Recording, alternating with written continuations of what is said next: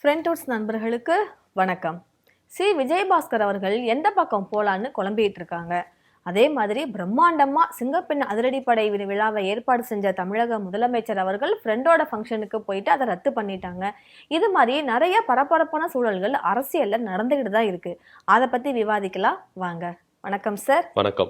இப்ப நம்ம அதிமுகவை சேர்ந்த விஜயபாஸ்கர் அவங்களை எடுத்துக்கிட்டோம் அப்படின்னா, மறுபடியும் நம்ம அதிமுகவுக்கே போலாமா, இல்ல டிஎம்கேல போய் எதனா ஒரு தொகுதி, ஒரு மாவட்ட செயலாளர் அந்த மாதிரி ஒரு பதவி வாங்கிட்டு செட்டில் ஆயிடலாமா, இல்ல மத்தவங்க எல்லாம் போன மாதிரி நம்மளும் விராலிமலை தொகுதியை ராஜினாமா பண்ணிட்டு டிவிகேல போயிட்டு இடைத்தேர்தலில் நிக்கலாமா? உண்மை ரொம்ப கன்ஃபியூஷனா இருக்காரு. இப்ப அவருக்கு செயலாளர் பதவி கொடுப்பாங்கன்னு பார்த்தா, விராலிமலை புதுக்கோட்டை அந்த தொகுதியில ரகுபதி அவர்களுக்கும் மெய்யநாதன் அவர்களுக்கும் ஒரு பெரிய மாசு இருக்கு. ஒரு பெரும் புள்ளி 2 பேருன்னு சொல்லலாம். அவங்க 2 பேரையும் விட்டுட்டு இவர் டிஎம்கேவுக்கு போனாலும் அந்த செயலாளர் பதவி இவருக்கு கொடுப்பாங்களான்றது பெரிய டவுட் தான். அதனால எந்த முடிவு இவர் எடுப்பாரு அப்படின்றது பெரிய ஒரு குழப்பமாவே இருக்கு. ஆக்சுவலா தாவேக்காவில் அவருக்கு ஒரு எண்டு கார்டு போட்டாங்க. தாவேக்காவில் உள்ள சேர்க்கவே கூடாது அப்படி. ஏன் அப்படின்னு பாத்தீங்கன்னா, நிறைய பிரச்சனைகள், சட்ட சிக்கல்கள் தாவேக்கா சந்திக்க நேரிடும். விஜயபாஸ்கர் உள்ள கொண்டு வந்தாங்கன்னா குட்கா வழக்குகள் இருக்கு, நிறைய வழக்குகள் அவர் மேல நிறைய வழக்குகள் அவர் மேல நிலுவையில் இருக்கு. இது டைரக்டா பாத்தீங்கன்னா சென்ட்ரல் கவர்மெண்ட் கண்ட்ரோல்ல இருக்கிற வழக்குகள் இருக்குது. இங்க தமிழ்நாட்டுல லஞ்ச ஒழிப்புத்துறை அந்த வழக்கும் அவர் மேல இருக்கு. ஒருவேளை லஞ்ச ஒழிப்புத்துறை இப்போ தாவேக்கா கண்ட்ரோல்ல போனாலும், ஏன்னா அது மாநில அரசு கண்ட்ரோல்ல தான் இருக்கு லஞ்ச ஒழிப்புத்துறை. பட் நீங்க சிபிஐ எடுத்துக்கோங்க, இடி எடுத்துக்க, இவங்கெல்லாம் பார்த்தீங்கன்னா டைரக்டா சென்ட்ரல் கவர்மெண்ட் கிட்ட இருக்கு.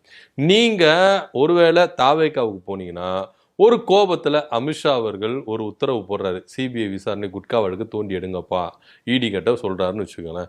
உடனே என்ன பண்ணுவாங்க, இப்போ ஒரு தாவேக்கா பேட்ஜில் இருக்கிறாருன்னா தாவேக்காவுக்கு தான் இது கெட்ட பேர் வரும். விஜயபாஸ்கரை கூப்பிட்டு விசாரிச்சாலோ இல்ல விசாரணை மேற்கொண்டாலோ அது தாவேக்கா தான் முழுக்க முழுக்க எஃபெக்ட் கொடுக்கும்.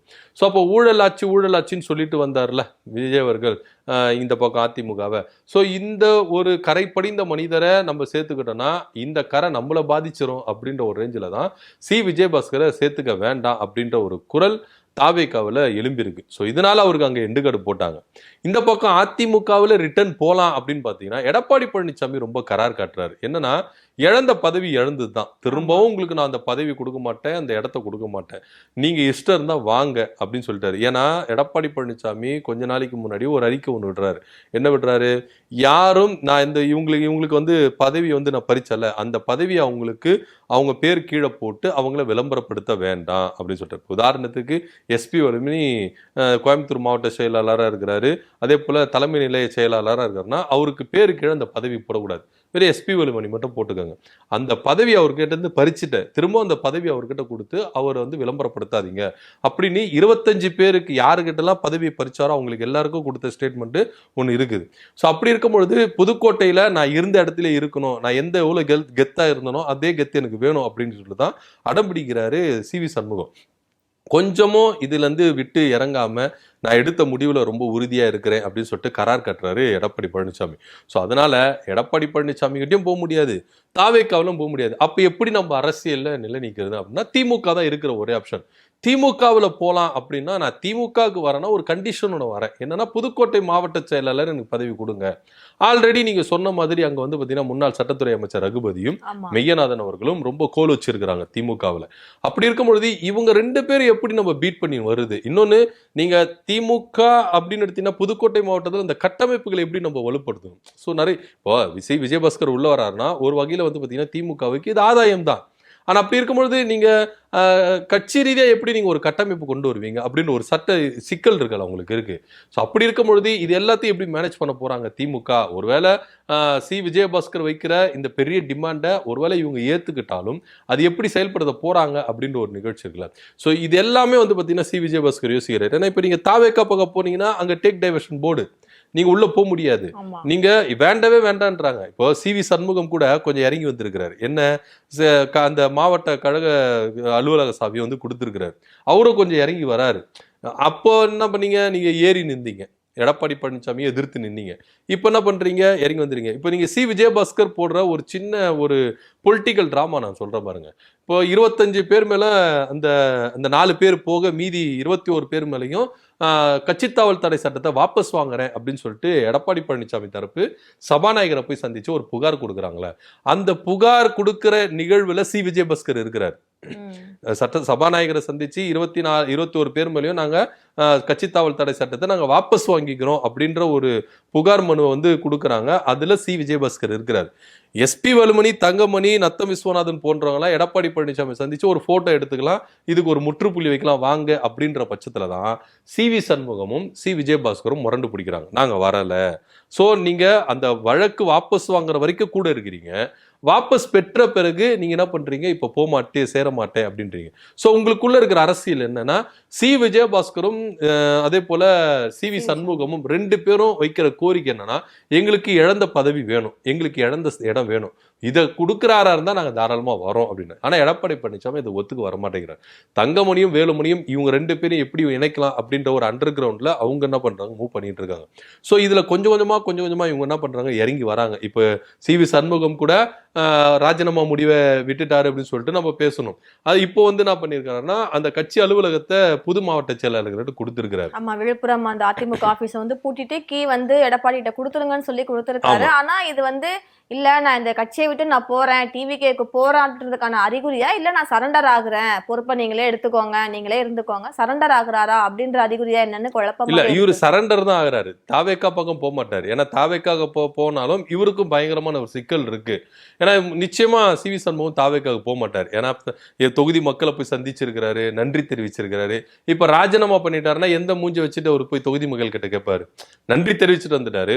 தொகுதி மக்கள் கிட்ட நீங்க என்ன வாக்குறுதி கொடுத்தீங்க, இந்த 5 வருஷத்துல என்னால எவ்வளவு செய்ய முடியுமோ இந்த தொகுதிக்கு நான் நல்லது செய்வேன்னு சொல்லிட்டு நீங்க வாக்குறுதி கொடுத்துருக்கீங்க.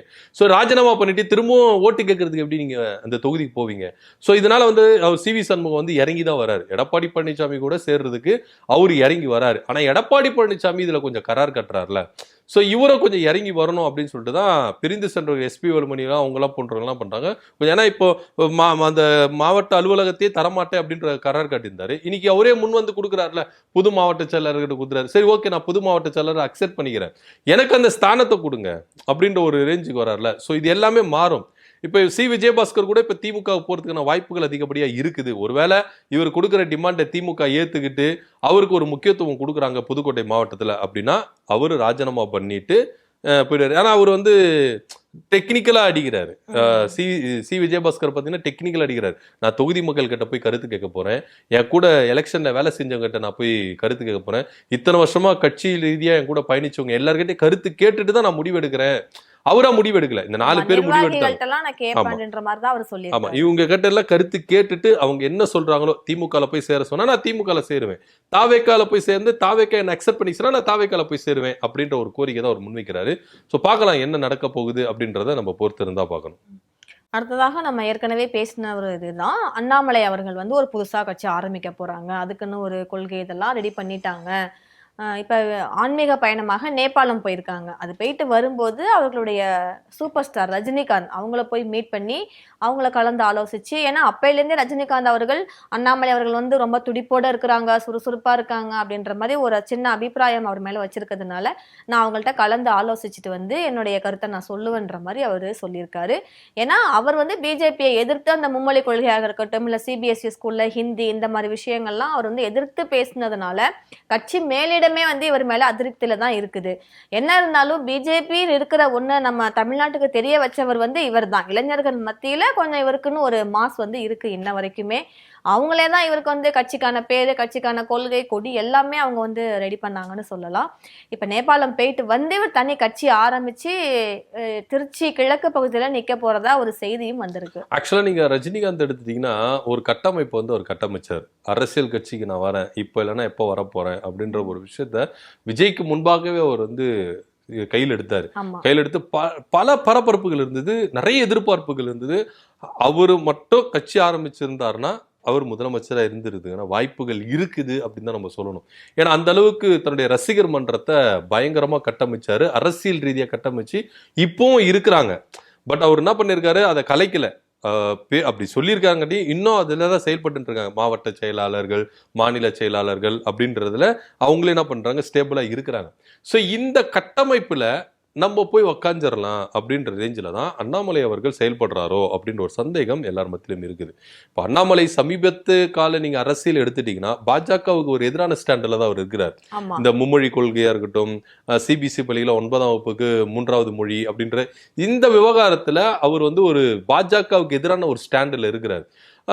அரசியலும் கருத்து சொல்றது எல்லாத்தையுமே கொஞ்சம் ஒதுங்கி தான் இருக்கிறார். இப்போ உதாரணத்துக்கு ஒன்றும் இல்லை, கோயம்புத்தூர் மாவட்டம் சூலூர்ல அந்த சிறுமிக்கு நடந்த கொடூரம் இவரோட சொந்த மாவட்டம். ஏன் இவர் குரல் கொடுக்கல? திமுக ஆட்சி காலத்துல சின்னதா ஒண்ணு நடந்தாலே எகிரிடு வந்து குரல் கொடுக்கிற அண்ணாமலை அவர்கள் ஏன் இந்த விவகாரத்துல இவர் குரல் கொடுக்கிறாரு, மௌனம் காக்குறாரு அப்படின்ற ஒரு விவகாரம் இருக்குல்ல, இது எல்லாத்தையும் நம்ம என்ன பண்ணணும், உன்னிப்பா கவனிச்சு பார்க்கணும். அண்ணாமலுடைய அரசியல் நகர்வு ஒரு பெரிய தாக்கத்தை, ஒரு புயலை ஏற்படுத்த போகுது அப்படிதான் போகணும். ஸோ ரஜினி அவர்களும் கிரீன் சிக்னல் கொடுத்துருக்கிறாரு அண்ணாமலைக்கு. நீங்க அண்ணாமலை ரஜினி அவங்களுக்குள்ள இருக்கிற பாண்டிங் எடுத்துட்டீங்கன்னா ஒரு பயங்கரமான பாண்டிங்கா இருக்கும். அடிக்கடிக்கு சந்திச்சுப்பாங்க. அரசியல் எதனா ஒரு கான்ட்ரவர்சி வரும்போது அவங்களாம் பயங்கரமா சந்திச்சு டிஸ்கஷன் பண்ண கேட்டா, நான் குரு ஆன்மீகத்துல ஒரு குரு, நான் மரியாதை நிமித்தமா சந்திச்சேன் அப்படின்லாம் சொல்லுவாருன்னு வச்சுக்கோங்களேன். ஆனா இருந்தாலும் இந்த அரசியல் அந்த புதுசா கட்சி ஆரம்பிக்க போற விஷயம்ன்றது பாத்தீங்கன்னா ஆரம்பத்திலே வந்தது. எப்போ மாநில தலைவரா ஒரு பதவியிலேருந்து விலக்குனாங்களோ அப்பவே எழும்புச்சு. ஸோ அப்பவே நம்ம தேர்தல் முன்பாகவே இந்த நிகழ்ச்சிகள்லாம் வந்து பயங்கரமா பேச்சுகள் அடிபட்டிருந்தது. ஆனா இப்போ இது ரொம்ப விறுவிறுப்பா நடக்குது. அண்ணாமலை அவர்கள் கண்டிப்பா தமிழ் புதிய கட்சி ஆரம்பிப்பார். ரஜினிகாந்த் உடையோட அது ஒரு கிரீன் சிக்னல் கொடுத்துட்டாரு, ஆரம்பிக்க போறார். ஏன் அவரோட பர்த்டே கூட ஆரம்பிக்கலாம் அப்படின்னு கூட வட்டாரங்கள்லாம் பேசிட்டு இருக்காங்கன்னு வச்சுக்கோங்களேன். ஸோ ஒருவேளை இப்போ அண்ணாமலை அவர்கள் கட்சி ஆரம்பிச்சிட்டாருன்னா பாஜகவுக்கு தமிழ்நாட்டில் ஒரு பெரிய அடி விழுந்துடும். ஏன்னா நீங்க பரிச்சயமான ஃபேஸ் அண்ணாமலைக்கு அவர்கள் வந்து பார்த்தீங்கன்னா பாஜகவின் முகமாக தான் அவர் இன்னி வரைக்கும் மக்கள் கிட்ட இருக்கிறாங்க. ஸோ இப்போ அண்ணாமலை என்ன நினைக்கிறாரு அப்படின்னு பார்த்தீங்கன்னா, தமிழ்நாட்டில் 2 திராவிட கட்சிகளும் இதுமேட்டு வர முடியாது. அடுத்ததா இப்போ விஜய் வந்திருக்காரு. விஜய் கட்சி ஆரம்பிச்ச ஸ்பீடிலே என்ன பண்ணியிருக்கிறாரு, உள்ள வந்திருக்கிறாரு. இன்னொரு விஷயம் என்னன்னா, கட்சி ஆரம்பிச்சு விஜய் அவர்கள் ஃபர்ஸ்ட் சிஎம்மா தான் போயிருக்காரு. இதுக்கு முன்னாடி கலைஞர் ஃபர்ஸ்ட் சிஎம்மா போல எம்எல்ஏவா தான் போயிருக்கிறார். அண்ணாதுரையம் அவர்களும் எம்எல்ஏ தான் போயிருக்கிறார். எம்ஜிஆர் அவர்களும் எம்எல்ஏவா தான் போயிருக்கிறாங்க, சிஎம்மா போனல. ஆனா விஜய் மட்டும்தான் சிஎம்மா உள்ள போயிருக்கிறாரு அப்படின்லாம் நிறைய பேர் பேசிட்டு இருக்காங்களே. ஸோ இந்த கிரேஸ் வந்து அவர் பாக்குறாரு. தமிழ்நாட்டு அரசியல் வரலாற்று மாற்றங்களை வந்து என்ன பண்றாரு, உன்னிப்பா கவனிச்சுட்டு வர்றாரு. ஸோ அப்படி இருக்கும்பொழுது விஜய்க்கு ஒரு மாற்று அப்படின்னா அது திராவிட கட்சிகள் இல்லை, நான் தான் அப்படின்ற ஒரு தவறான புரிதலோட அவர் வராரா அப்படின்றது நம்மளுக்கு தெரியல. ஆனா அவருடைய ஒரு என்ன சொல்றது, அவருக்குள்ள இருக்கிற அந்த கான்ஃபிடென்ட் தான் அவர் வந்து ரொம்ப இதுவா இருக்குது. ஸோ விஜய்க்கு மாற்று நம்ம தான், இனி திராவிட கட்சிகள் வர முடியாது. ஏன்னா ஒரு பக்கம் அதிமுக அப்படின்றது வந்து பார்த்தீங்கன்னா இழந்துட்டு, அவங்களுடைய கட்சி நிர்வாகிகள் இழந்துட்டு வராங்க, டம்மி ஆயிட்டு போறாங்க. திமுக அப்படின்றது மட்டும் தான் நிக்குது. ஸோ இது வந்து திமுகவும் இன்னும் ஃபோர்ஸ்டா இறங்கல, அரசியல் களத்தில் இன்னும் ஃபோர்ஸ்டா விஜயை வந்து எதிர்க்க ஆரம்பிக்கல. 6 மந்த் வந்து அவங்க வெயிட் பண்ணி வச்சிருக்காங்கன்னு வச்சுங்களேன். ஸோ இந்த இடைப்பட்ட கேப்ல நம்ம உள்ள வந்துடலாம் அப்படின்ற ரேஞ்சுக்கு தான் அண்ணாமலை அவர்கள் வராரு. இடைத்தேர்தலில் கூட நிக்க போறதா ஒரு தகவல் இருக்கு. ஓய்வு பெற்ற ஐபிஎஸ் ஐஏஎஸ் அதிகாரிகள், தொழிலதிபர்கள், கல்வியில சிறந்த விளைஞர்கள், அறிவாளிகள் போன்றவர்களை அந்த பக்கத்துல உட்காந்து வச்சுக்கணும். அதே போல ரஜினிகாந்துடைய கட்டமைப்புல போய் உட்காரணும் அப்படின்ற ஒரு எண்ணம் அவர்களுள்ள இருக்கிறனால தான் ரஜினி மீது கிரீன் சிக்னல் கொடுத்திருக்கிறாரு. நேபாளத்திலிருந்து ஆன்மீக பயணத்தை முடிச்சுட்டு வந்தோன்னு இந்த சந்திப்பு நடக்கும். சந்திப்பு நடந்த உடனேயே இந்த புது கட்சி ஆரம்பிக்கும் அப்படின்றதான் நம்ம வெயிட் பண்ணி பார்க்க வேண்டிய ஒரு விஷயமா இருக்கு. Okay sir. இப்போ அடுத்ததாக இப்போ நேற்று நம்ம பேசின விஷயம்தான், பிரம்மாண்டமாக நடக்க இருக்கக்கூடிய அந்த புரட்சி சிங்கப்பெண் புரட்சி படையை வந்து ரத்து பண்ணிட்டு அந்த விழாவை இவர் வந்து அவருடைய மேனேஜர் வீட்டுக்கு வந்து போயிருந்தாரு. இதுக்கு உதயநிதி ஸ்டாலின் வந்து கடுமையாக கண்டனம் தெரிவிச்சிருக்காரு. சட்டம் ஒழுங்கு இதெல்லாம் நீங்கள் கற்றுக்கிட்டு வந்து நீங்கள் இங்கே மேம்படுத்துறதுக்குள்ள நாடே வந்து அழிஞ்சிடும் சிஎம் சார் அப்படின்ற மாதிரி ரொம்பவே கடுப்பாக வந்து விமர்சிச்சிருக்காரு. ஆக்சுவலாக வந்து பார்த்தீங்கன்னா சிஎம் விஜய் அவர்கள் செய்த மிகப்பெரிய தவறு இந்த சிங்கப்பெண் அதிரடி விடுதலைப்படையை ஆரம்பிக்காம போனதுதான். கையெழுத்து போட்டார்ல, அதாவது அவரு பதவியேற்ற பிறகு கையெழுத்து 3 கையெழுத்துல இது பிரதானமான ஒரு கையெழுத்து இருந்தது. அப்பவே ரொம்ப ஸ்பீடா வந்து என்ன பண்ணிருக்கணும், இதெல்லாம் ஒர்க் பண்ணிருக்கணும், ஒர்க் அவுட் பண்ணி இதை ரொம்பவே சீக்கிரமா இம்ப்ளிமெண்ட் பண்ணிருக்கணும் அப்படின்ற கருத்து தான் என்னுடைய தனிப்பட்ட கருத்து. ஆனா இத்தனை டிலே, இவ்வளோ டிலேல எத்தனை பெண்கள் உயிர்கள் போயிருக்கு, குழந்தைகள் உயிர்கள் போயிருக்கு. நேத்து கூட கடலூர்ல வந்து ஒரு கொலை, அதை குறிப்பிட்டு தான் உதயநிதி ஸ்டாலின் அவர்கள் பேசுறாரு. சோ இந்த சிங்கப்பெண் அதிரடி விடுதலைப்படை வந்து நீங்க வந்து ஏன் டிலே பண்றீங்க அப்படின்ற ஒரு விஷயம் இருக்குல்ல. நீங்க ஏன்னா விஜய் அவர்கள் இந்த பிரச்சனை பிரதானமா எடுத்துதான் தேர்தல் களத்துல பேசினாரு. பெண்களுக்கு அநீதி நடக்குது, சட்ட ஒழுங்கு பிரச்சனை கிடையாது, சட்ட ஒழுங்கு பிரச்சனை இருக்குது, அதே போல பெண்களுக்கு குழந்தைகளுக்கு பாலியல் வன்கொடுமை நடக்குது. இந்த விஷயங்களை பிரதானமா எடுத்துதான் தேர்தல் பிரச்சாரங்கள்ல அவர் முன் வச்ச காரணமே டைலாக், பஞ்ச் டைலாக் எல்லாம் பேசினார். ஆனா இன்னைக்கு எங்க போச்சு அந்த டைலாக்? ஸோ செயலில் இல்லவே இல்லையே. நீங்கள் பேசுனீங்க, நீங்கள் தேர்தல் பிரச்சாரங்களில் பேசினீங்க, ஆனால் இன்னைக்கு செயலில் அது கிடையவே கிடையாது அப்படின்றது தான் நம்ம பார்க்க வேண்டிய விஷயமா இருக்கு. இதை குறிப்பிட்டு தான் உதயநிதி ஸ்டாலின் அவர்களும் என்ன பண்றாரு, பேசுறாரு. ஸோ இதுக்கும் டைம் கொடுக்கணுமா? ஒருவேளை டைம் கொடுத்தா நாடு என்ன ரேஞ்சுக்கு போயிடும். ஏன்னா இதுக்கெல்லாம் நம்ம டைம் கொடுக்க முடியாது. எங்களுக்கு வந்து டைம் வேணும், கொஞ்சம் டைம் கொடுங்க நீங்க சொல்லினா, ஸோ ஒரு சில விஷயங்களுக்கு நம்ம டைம் கொடுக்கலாம். இப்போ நீங்க வந்து ஒரு ஸ்ட்ரக்சர் ரெடி பண்றீங்க, அதுக்குன்னா ஒரு டைம் கொடுக்கலாம். ஒரு திட்டத்துக்கு நீங்க நிதி ஒடுக்குறீங்க, நிதி இல்லை, அதுக்கு நம்ம டைம் கொடுக்கலாம். ஆனா சட்ட ஒழுங்கு பிரச்சனைக்கெல்லாம் நம்ம டைம் கொடுக்க முடியாது. ஏன்னா நீங்க சட்ட ஒழுங்கு பிரச்சனை நீங்க டைம் கொடுத்தீங்கன்னா பல உயிர்கள் போய், இப்போ உதாரணத்துக்கு அவர் 25 நாள் ஆயிடுச்சா பதவியேற்று, இவ்வளவு டைம் கொடுத்தோமா, இந்த 25 நாளுக்குள்ள எத்தனை உயிர்கள் போயிருக்கு, எத்தனை சட்ட ஒழுங்கு பிரச்சனை வந்திருக்கு, எவ்வளவு பெண்களுக்கும் குழந்தைகளுக்கும் அநீதி நடந்திருக்கு. ஸோ இதெல்லாத்தையும் நம்ம பார்க்க வேண்டியது இருக்குல்ல. நீங்க இன்னும் டைம் எடுத்துக்கிறீங்கன்னா அப்போ இன்னும் எத்தனை உயிர்கள் போகும். இதை சுட்டி காட்டி தான் உதயநிதி ஸ்டாலின் அவர்கள் ரொம்ப தெள்ள தெளிவா பேசுறாரு. நீங்க வீரவசனம் பேசுனீங்க, பஞ்ச் டயலாக் பேசுனீங்க, ஆனா நீங்க பேசின பேச்சுக்கு இங்க செயல்ல இல்லையே. ஸோ இதுக்கெல்லாம் டைம் கொடுக்க முடியாது சிஎம் சார். சட்ட ஒழுங்கு பிரச்சனைக்கெல்லாம் நம்ம டைம் கொடுக்க முடியாது. வேற விஷயத்துக்கு வேணா நீங்க டைம் எடுத்துக்கலாம், ஆனா இதுக்கு டைம் எடுத்தா நாடு என்னவா ஆகும் அப்படின்ற ஒரு கேள்விதான் அவர் முன்வைக்கிறாரு. ஸோ விஜய் அவர்கள் இதுல வந்து இன்னும் ரொம்ப மூச்சை, நீங்க பேசும்பொழுது பேசுனீங்களே, அதை நீங்க செயல்ல காமிச்சீங்கன்னா ரொம்ப நல்லதா இருக்கும். பல பெண்களுடைய உயிர்கள் இங்க பாதுகாக்கப்படும், அதே போல சிறுமிகளின் உயிர்கள் பாதுகாக்கப்படும், சட்ட ஒழுங்கு பிரச்சனை பாதுகாப்பா இருந்ததுன்னா இங்க நாடு சுதந்திரமா இருக்கும் அப்படின்றது தான் ஒரு விஷயமா இருக்கு. இப்போ விஜய் அவர்கள் டிலே பண்ண இன்னும் உயிர்கள் போயிட்டு தான் இருக்கும் அப்படின்றதுதான் எதிர்க்கட்சி தலைவர் உதயநிதி ஸ்டாலின் அவர்கள் சுட்டி காட்டுறதை இங்க நம்ம பார்க்கறோம். ஆமா, ஏன்னா சட்டம் ஒழுங்கு அப்படின்ற டிபார்ட்மெண்ட் வந்து முதலமைச்சருடைய நேரடி கட்டுப்பாட்டுல இருக்கு. அப்படி இருக்கும்போது ஒரு பேர் மாற்றமா இருக்கிறதோ இல்ல சீருடைய மாற்றதா இருக்கிறதோ மாற்றமா இருக்கக்கூடாது, செயல்ல அவரு காமிக்கணும். இப்ப அடுத்ததாக பாத்தீங்கன்னா புரட்சி அதிமுகன்னு ஒரு கட்சி ஆரம்பிச்சாங்கல்ல, வா புகழேந்தி அவர்கள், அவங்க நீர்வளத்துறை அமைச்சர் என் ஆனந்த போய் மீட் பண்ணியிருக்காங்க. மீட் பண்ணிட்டு தாவேக்கால இணைய போறன்ற மாதிரி அதிகாரப்பூர்வமா கிட்டத்தட்ட அவங்க வந்து சொல்லிட்டாங்க. சோ அவர் இந்த பிரஸ் மீட் கொடுத்துட்டு அதிகாரப்பூர்வமா சொல்றாரு விரைவில் இணையலாம் அப்படின்ட்டு. இதுக்கு என்ன மாற்றம், இந்த இதுக்கு என்ன காரணமா இருக்கும் சார்? ஆக்சுவலா புகழேந்தி எடுத்துட்டீங்கன்னா, ஜெயலலிதா அவங்க இருக்கும் பொழுது எந்த அளவுக்கு ஒரு முக்கியமான நபர் அதிமுகவில் அப்படின்றது நம்ம சொத்து குவிப்பு வழக்குலாம் பரப்பநகர சிறையில் அவங்களை அடைச்ச முதல்ல இவர் தான் ரொம்ப உறுதுணையா இருந்தார். இந்த பெயிலுக்கு அவர்லாம் ரொம்ப உறுதுணையா இருந்தார் ஜெயலலிதா அவங்களுக்கு. ஸோ அப்படி இருக்கும்பொழுது அதிமுகவில் அவர் எந்த அளவுக்கு ஒரு முக்கியமான தலைவர் அப்படின்றதெல்லாம் நம்ம பார்த்துருந்தோம். இன்னும் சொல்ல போனா கர்நாடகாவில் அதிமுக அப்படின்ற ஒரு கட்டமைப்பை பயங்கரமா இவர் கதகச்சிதமா செஞ்சாரு அப்படின்றதுலயும் ஜெயலலிதா கிட்ட ஒரு நல்ல அபிமானத்துல இவர் இருந்தாரு அப்படின்றதுல எந்த வித மாற்று கருத்தும் இல்லை. ஆனா ஜெயலலிதா இறப்புக்கு பிறகு புகழேந்தி அவர்கள் எந்த விஷயத்துல யாராலலாம் பந்தாடப்பட்டார் அப்படின்னா, எடப்பாடி பழனிசாமி, சசிகலா, டிடிவி தினகரன், அதே போல வந்து பார்த்தீங்கன்னா ஓபிஎஸ், இவங்க கூட எல்லாமே போய் என்ன பண்ணியிருந்தாரு, சசிகலாவுக்கு ஆதரவாக இருந்தார், டிடிவி தினகரன் ஆதரவு இருந்தார், திருப்பி எடப்பாடி பழனிசாமிக்கு ஆதரவு வந்தார், அதுக்கப்புறம் ஓபிஎஸ்க்கு போனார், அதுக்கப்புறம் தனியாக வந்து ஒருங்கிணைப்பு குழு இவரும், அப்புறம் இப்போ சபாநாயகராக இருக்கார்ல ஜேசிடி பிரபாகர், இவர், புகழேந்தி, கேசி பழனிசாமி போன்றவங்களாம் என்ன பண்ணாங்கன்னா அதிமுக ஒருங்கிணைக்கிற குழுவா என்ன பண்ணாங்க, செயல்பட்டாங்க. அதுக்கப்புறம் ஜேசிடி பிரபாகர்லாம் எல்லாம் விலகி போனாங்க. அதுக்கப்புறம் இவர் என்ன பண்ணாரு, தனித்தே செயல்பட்டு இருந்தார். எடப்பாடி பழனிசாமியை முடிச்சு விடணும்ப்பா, அதுல கங்கனை கட்டி அலைஞ்சவர்ல ஒருத்தர் புகழேந்தி, அதுல இருந்து மாற்று கருத்து இல்லை. இவர் தான் என்ன பண்றாருன்னா புரட்சி அதிமுக அப்படின்னு ஒரு கட்சி ஆரம்பிக்கிறாரு. இப்போ நடந்து முடிஞ்ச சட்டமன்ற தேர்தலில் கூட திமுகவுக்கு தன்னுடைய ஆதரவை தெரிவிக்கிறார்.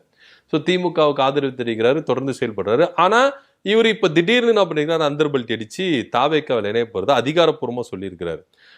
அவர் சொல்ற ஸ்டேட்மெண்ட் என்ன அப்படின்றத நம்ம பார்க்கணும். என் நண்பர் ஜேசிடி பிரபாகரை மரியாதை நிமித்தமா சந்திச்சேன், நீர்வளத்துறை அமைச்சரை போய் சந்திச்சேன் அப்படின்னு சொல்றாரு. செய்தியாளர்கள் கேள்வி கேட்கறாங்க, இப்போ தாவேக்கால இணைய போறீங்களா அப்படின்னா, நான் இல்லைன்னா சொல்ல மாட்டேன், உங்களை போய் சொல்லி ஏமாத்த மாட்டேன், நடக்கும் நடக்கலாம் அப்படின்ற ஒரு விஷயத்த சொல்றாரு. இந்த டாபிக் ஏற்கனவே பெங்களூர் புகழேந்தி எலெக்ஷனுக்கு முன்னாடியே வந்தது. ஏன்னா செங்கோட்டையன் அவர்கள் வந்து என்ன பண்ணாருன்னா தாவேக்காவில் போய் இணைகிறாரு. அவர் போய் இணைஞ்ச உடனே ஜேசிடி பிரபாகரன் எல்லாம் போய் இணைகிறாங்க. ஸோ அப்பவே இவர் போயிட்டு இணைவாரு அப்படின்லாம் பேசப்பட்டது. ஆனா அவர் இணையல. அதுக்கப்புறம் திமுகல போய் இணைய போறாரா அப்படின்ற ஒரு டாக் வந்தது. ஏன்னா ஓபிஎஸ், வைத்தியலிங்கம், மனோஜ் பாண்டியன்லாம் என்ன பண்ணாங்கன்னா திமுகல போய் இணைஞ்சாங்க. ஸோ அப்போ அங்கேயும் போய் இணைய போறாருன்னா இல்லை அப்படின்ற எல்லாருமே இப்படி பேசிட்டு இருக்கும் போது தான் இல்லை நான் தனி கட்சி ஆரம்பிக்கிறேன்னு சொல்லிட்டு புரட்சி அதிமுக அப்படின்ற ஒரு கட்சி ஆரம்பிச்சார். இப்போ திரும்பவும் தாவேக்காவில் போய் இணைய போறதா ஒரு பேச்சு இருக்கு. ஆல்ரெடி வந்து பார்த்தீங்கன்னா அதிமுகவில் இருந்து பல பேர் டெய்லி நீங்க கேப்பே விடாம ஒவ்வொரு நாளும் ஒருத்தர் என்ன பண்றாங்க, விலகிட்டு போறாங்க. அது முக்கியமான தலைவர்களா விலகிட்டு முன்னாள் எம்எல்ஏ, எம்பி, மாவட்ட செயலாளர்கள், மாநில செயலாளர்கள், இப்படிப்பட்ட தலைவர்கள் அதிமுக இருந்து விலகி போறதை தான் இங்க நம்ம வந்து பேசும் பொருளா பேசிட்டு இருக்கோம். ஸோ அந்த வரிசையில எடப்பாடி பழனிசாமிக்கு எதிராகவே கங்கணம் கட்டி அலைஞ்ச புகழேந்தி அவர்கள் இப்போ தாவேகாவுல போய் இணைய போறாருன்னா இதை எப்படி நம்ம எடுத்துக்கிறது? இன்னொரு விஷயம் என்னன்னா, கர்நாடகாவில் தாவேகாவை கட்டமைக்கிறதுக்கு பெங்களூர் புகழேந்தி ஒரு புள்ளியா இருந்து செயல்படுவார் அப்படின்ற ஒரு விஷயம்லாம் பார்க்கப்படுது.